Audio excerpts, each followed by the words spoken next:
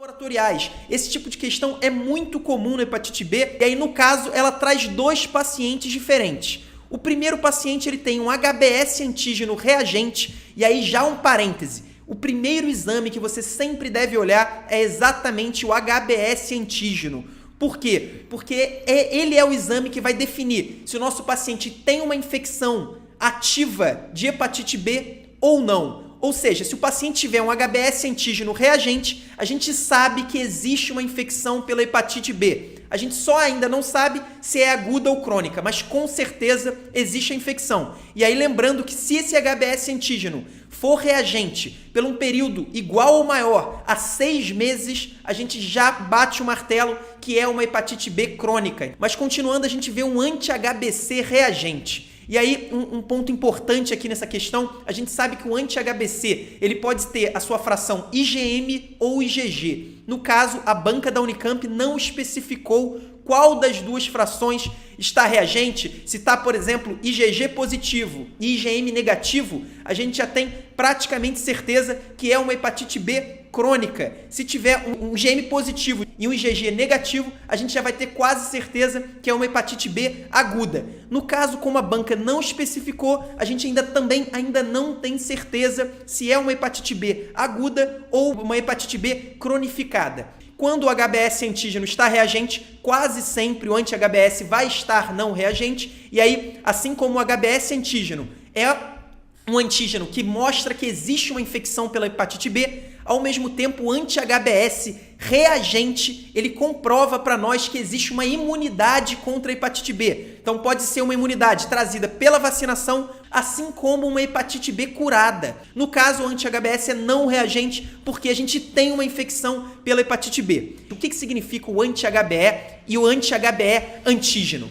O anti-HBE antígeno é um marcador de atividade da doença. Então, quando o vírus está ativo, está causando lesão hepática, normalmente ele tem um HBE antígeno reagente e um anti-HBE não reagente. E o contrário também é verdadeiro. Quando o HBE antígeno é não reagente e o anti-HBE é reagente, a gente diz que a doença não está ativa. Pode ter uma infecção crônica pela hepatite B, mas o vírus não está ativo no momento. No caso, a gente tem um anti-HBE antígeno reagente e uma ALT, uma enzima hepática aumentada de 150. Ou seja, existe uma atividade do vírus da hepatite B. Como a banca não especificou o IgM e o IgG do anti-HBC, a gente não tem certeza se é uma hepatite B crônica ou uma hepatite B aguda. Agora vamos passar para o paciente número 2. O HBS antígeno é reagente, ou seja, também tem uma infecção de hepatite B,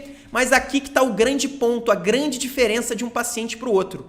Nesse caso aqui, o anti-HBC é não reagente. Ou seja, nem a fração IgM, nem a fração IgG são reagentes no momento. O que significa isso? Significa que, com certeza, é uma hepatite B aguda, que ainda está na janela imunológica para o anti-HBC. Então, a gente não faz tratamento na infecção aguda. A infecção aguda quase sempre vai ser resolvida sem cronificação, sem insuficiência hepática, e o nosso tratamento vai ser simplesmente expectante e de suporte. Então, o paciente está com febre, a gente vai tratar a febre. O paciente começa a ter uma gravidade maior, sinais de insuficiência hepática, aí sim a gente vai se preocupar com o suporte da insuficiência hepática. As indicações exatas do tratamento da hepatite B crônica são bastante complexas e eu não recomendo que vocês procurem memorizar exatamente tudo. Mas o fundamental, o CCQ, aquele conteúdo-chave para a questão, é você saber as indicações gerais de tratamento. E aí existem 3 critérios fundamentais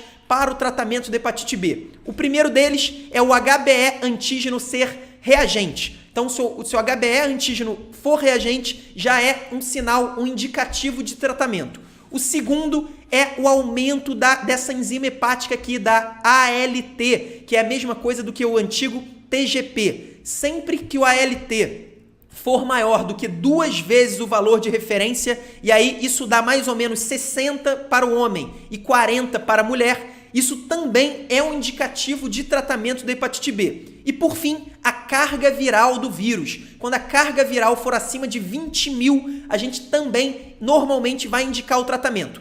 Quando desses 3 critérios a gente tem 2 positivos, pelo menos, quase sempre a gente vai fazer o tratamento. A melhor resposta, sem dúvida, é a letra B, que fala que é uma hepatite B.